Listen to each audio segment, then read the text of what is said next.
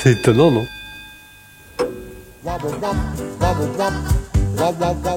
Elle est sale, elle est glauque et grise, insidieuse et sournoise, d'autant plus meurtrière qu'elle est impalpable. On ne peut pas l'étrangler. Elle glisse entre les doigts comme la muqueuse immonde autour de l'anguille morte. Elle sent, elle pue, elle souille. C'est la rumeur.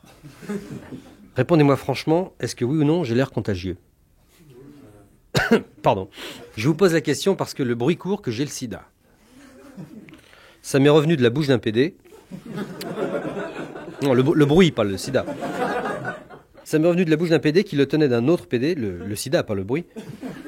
Ce garçon, le PD de la bouche duquel m'est revenu le bruit, m'a dit que l'autre garçon, le PD qui avait refilé le sida au PD par lequel m'est revenu le bruit, lui avait dit que Rick Azaray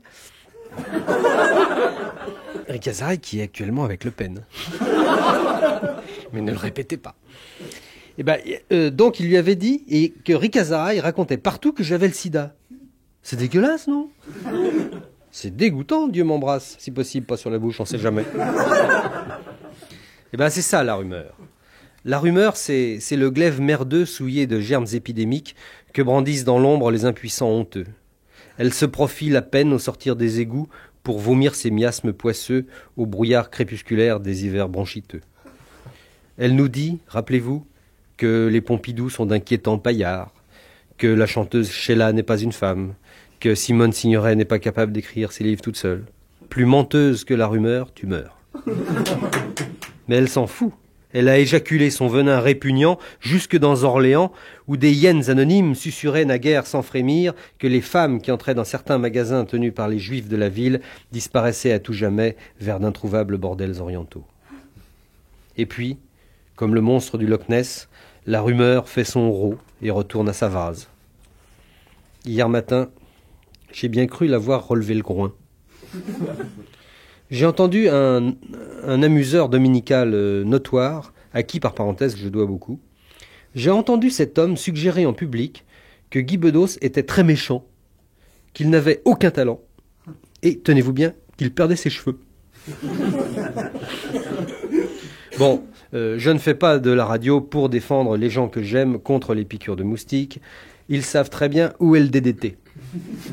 S'il perd ses cheveux, je puis témoigner sous serment que ce n'est jamais dans ma soupe. Et s'il est très méchant, si Guy Bedos est très méchant, je vous jure que ce n'est pas dans ses yeux. Mes enfants, qui sont petits, vous le diront.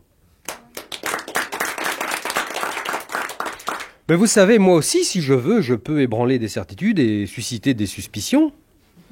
Figurez-vous, qu'est-ce qu'on raconte? J'ose à peine vous le répéter, tellement c'est incongru, tellement c'est bas. Il paraît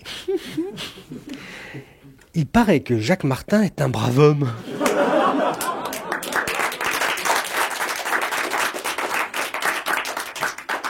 Quant au mois de mars, je le dis sans aucune arrière-pensée politique, ça m'étonnerait qu'il passe l'hiver.